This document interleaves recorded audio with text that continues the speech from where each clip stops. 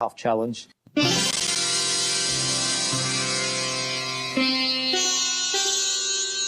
Kasparov repeated the dragon variation for game 13. Now, some people felt this was a bit of a risk because Anand had had the weekend to prepare, but remember, Kasparov had had months to prepare the dragon variation. Anand played pretty much the same stuff as in game 11, but at this point he varied. Instead of castling on the queen side, he played a really unusual move. He played knight takes knight on c6, and Kasparov recaptured with the pawn. Now this changes the nature of the position because normally black plays down the c file in the dragon, but here he has an open b file. Anand continued by playing bishop to h6, exchanging off that potentially lethal bishop on g7.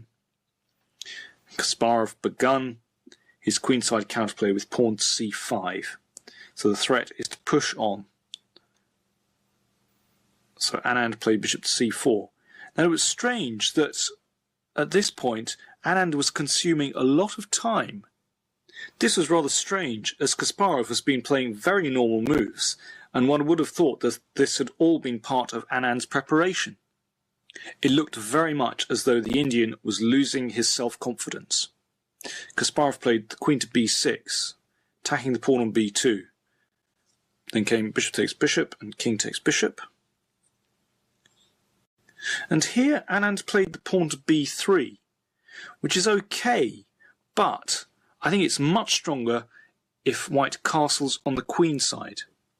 And then the idea is to try and break in the centre with moves like queen to e3 and e5. This is a reasonable way for white to play the position, and chances are roughly balanced. b3 would be reasonable if it weren't for Kasparov's next move. He played the dynamic bishop to e6. This is excellent because if bishop takes bishop, then pawn takes bishop, and black is ready to play c4, which breaks open the position. Suddenly black has tremendous counterplay on the c file, and it also opens up the diagonal of black's queen. And black's king is absolutely safe on the king side. Anand had to block this bishop. He played the knight into d5. Kasparov captured, bishop takes d5, then pawn takes bishop, and now a great move. Pawn to e5. The pawn on e7 could potentially be a weakness. It's backward. White might be able to build up pressure. But after e5, the pawn is very strong, and I think psychologically this is difficult for white. Probably white's best here is to castle on the queen side and just to make the best of it. It might not be too bad for white, this position. Instead, Anand captured the pawn on e5. Pawn takes pawn en passant. But this turned out to be a fatal mistake. Kasparov gave a great frown after this move and banged out d5 almost instantly. The pawn can't be captured if bishop takes pawn.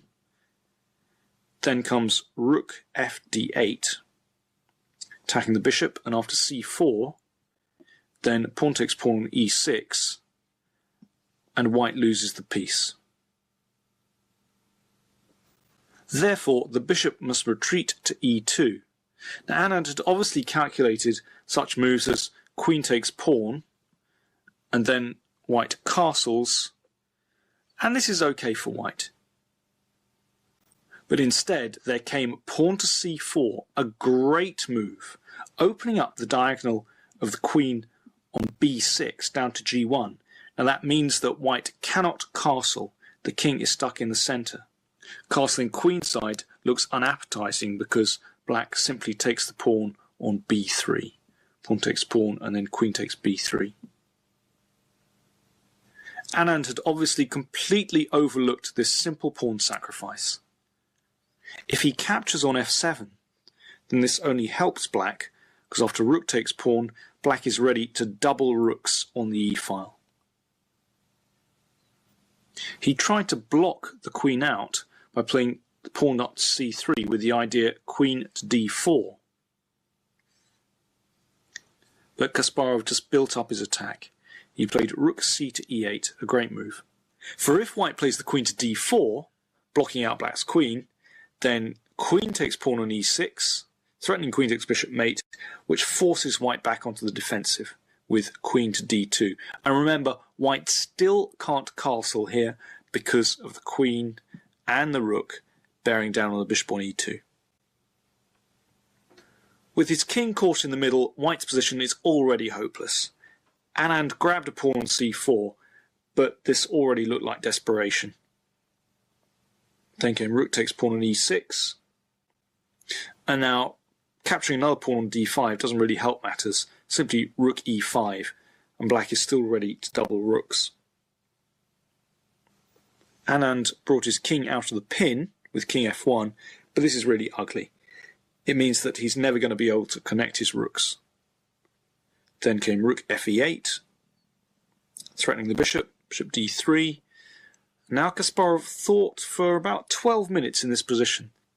He found pawn takes pawn on c4, and after bishop takes c4, the crushing move, knight e4. Brilliant stuff.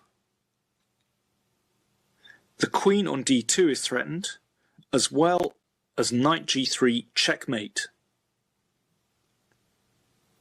If the knight is captured, then black wins very simply by playing rook f6 check, king e1, rook takes pawn on e4 check. Now if the bishop retreats to e2, then queen f2 check, king d1, and rook takes bishop on e2. And if queen takes rook, rook d6 check, and black wins the queen. Instead of bishop e2, white can play the king to d1, but then simply rook takes bishop on c4, and there's no defense to black's attack. For instance, rook d6 is threatened, and if the king moves to c2, then rook f2 wins the queen anyway. Instead of capturing the knight, white could play the queen back to e1, preventing knight g3 mate, but then comes a simple little move, rook to d6, threatening knight d2 check, and if pawn takes knight, then rook f6 check, king e2, rook takes e4, wins the queen, wins everything. Kasparov enjoyed making that move, knight to e4. He screwed the piece into the board, and Anand had had enough. He resigned. Definitely now, if I'm not collapsing, I don't see any player among the youngsters that are now just all potential challengers that could challenge me with clear chances of winning. Because this match was also a very important lesson, and I believe the next challenge will take differently, and I will not be caught in such trouble that I was in the beginning of this match. If I want to go, if I want to play, as I said, I have enough energy, enough motivation, and enough chess stamina to carry on my title until the end of the century. Sorry, I made a mistake. I should say end of millennium.